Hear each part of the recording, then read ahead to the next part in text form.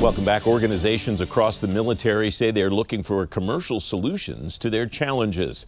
The National Geospatial Intelligence Agency and the Space Force are just a couple of organizations that list speed as a main reason commercial solutions are appealing. Mark Senell is president of Infoblox Federal. He says military leaders should keep three things at the tops of their priority lists. Two of these are no real surprise. Artificial intelligence, cybersecurity, and multi-domain workspace. So obviously, AI is transforming everything. And the Navy certainly is taking advantage of that. And it's important for them when we talk about command and control, advanced data analytics, problem resolution, cybersecurity. AI is an enabler for all of that. And so it's critical. And how they leverage that going into the future is going to be really paramount. Cybersecurity, as naval operations become more digital, it becomes more important every day for them to have the cybersecurity measures in place that enable them to avert the cyber threats. And protect their critical systems, communications, and data. And when you look at multi-domain, think about the Navy. They operate in the sea, the land, the air, space, cyberspace. Being able to operate in all of those domains is unbelievably challenging, particularly across different technology stacks. So,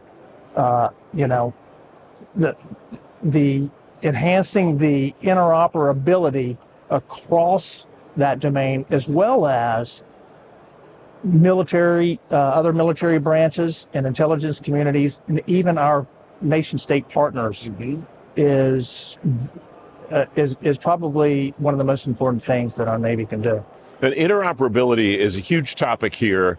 And this is the first time, I would say, in maybe a year and a half or 2 years that I've heard a lot of conversation revolving around CJAD C2 to exactly the point that you just made about exchanging data and exchanging information with all of the services, not just in the sea services, and with allies and partners as well. That's critical. And think about, some of our allied partners may not have the level of security and be at the level that we are. So how do we communicate with them? How do you operate in that kind of environment is a real challenge. It strikes me that there almost will have to be an assessment in using kind of a zero trust framework as to what we allow that ally or that partner to access and what they can't because of the factors that you just described. Zero trust has been around for a while, as you know. And it's a framework and architecture, so to speak, that allows the different agencies to build their infrastructure and their posture around that. So our nation-state partners, I'm sure, are trying to do the same thing. They're just probably not at maybe the level that we are.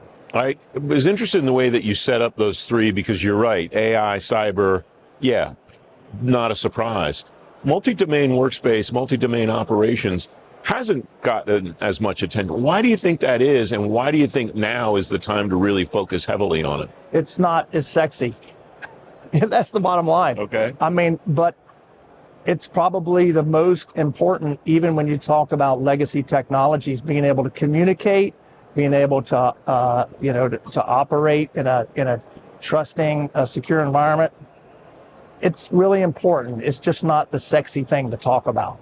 What are the markers that you would like to see the sea services, the military more broadly, focus on to determine whether they're achieving the success that they need to in all three of those, not just the multi-domain? I think it's going to have to be more partnership with industry and companies like mine at Infoblox to do that kind of thing. I think that in a lot of respects, industry is advancing technologies that they can take advantage of without having to do the same thing themselves. So they don't have to recreate the wheel. They can focus on what they do, which is the lethality of warfare, and we can handle the rest, and we can work together with them in a way that enables them to do it. You can read more on today's show page at fedgovtoday.com.